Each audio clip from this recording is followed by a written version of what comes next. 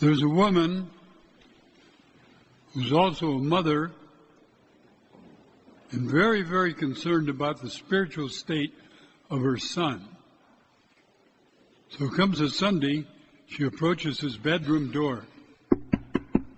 Son, it's time, you better get up for Mass. There's no response. So a while later, as time goes by, she hears nothing. She goes back to the door, listens, nothing. Come on now, son, get up for Mass. It's time for Mass. Once again, nothing. So after a while, she really gets desperate. She comes up and listening and nothing. Son, now stop this nonsense. Get up for Mass. And from inside you hear, I'm not going.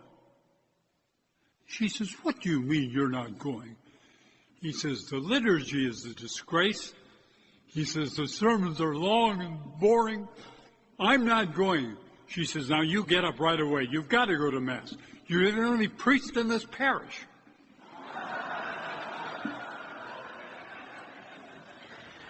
Unfortunately, my friends, this is sometimes true and is used as an excuse for drifting away from the church and its demands on us.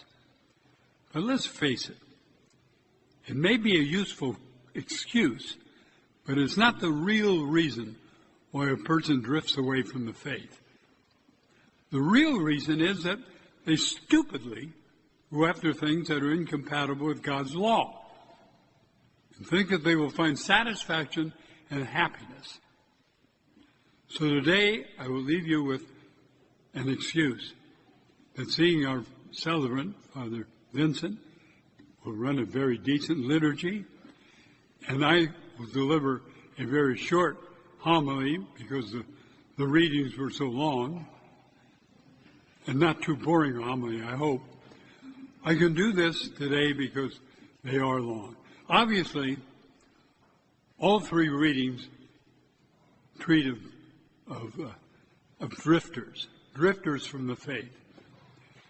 They're about the chosen people becoming depraved, turning away from the things God pointed out to them in Moses, that great prefigure of Christ our Lord, trying so hard to herd them back to the truth. And in the gospel, Jesus gives us the marvelous parable of the prodigal son, who blows his birthright on ridiculous temporalities, while his ever-patient father never gives up on the lad's final return to reality.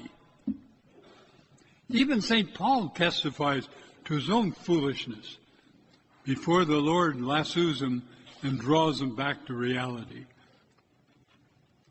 Jesus compares us to sheep. I think this is a marvelous little gentle irony on his part, because sheep, my friends, are the stupidest of all animals. He's showing us that as the sheep are stupid in what they do, so are we humans. But he, the good shepherd, will risk everything to redeem that dumb lamb. That lamb wanders away from the herd because it is stupid. But the good shepherd does everything in his power to bring that lamb back to the reality of the herd. Now, the word prodigal can mean two different meanings from the dictionary. It can mean wastefully or recklessly extravagant, or it can mean giving profusely. The son is prodigal because he is wasteful of his inheritance and extremely extravagant in his conduct. He's stupid. But the father is also prodigal because he is profuse in his forgiveness and in his love. Jesus didn't stop there. He adds a codicil to this. There's another part of this parable. He indicates the form of stupidity in the elder son as well. Rather than exulting in his fidelity, this boy wraps himself up in arrogance and self-satisfaction. Oh, he remains faithful, but he does this really for its own sake and shuts himself off from any kind of love or appreciation. The father has to remind him that he has it all if he would only reflect upon it and show the due gratitude and humility and rejoice at his own little brother's conversion.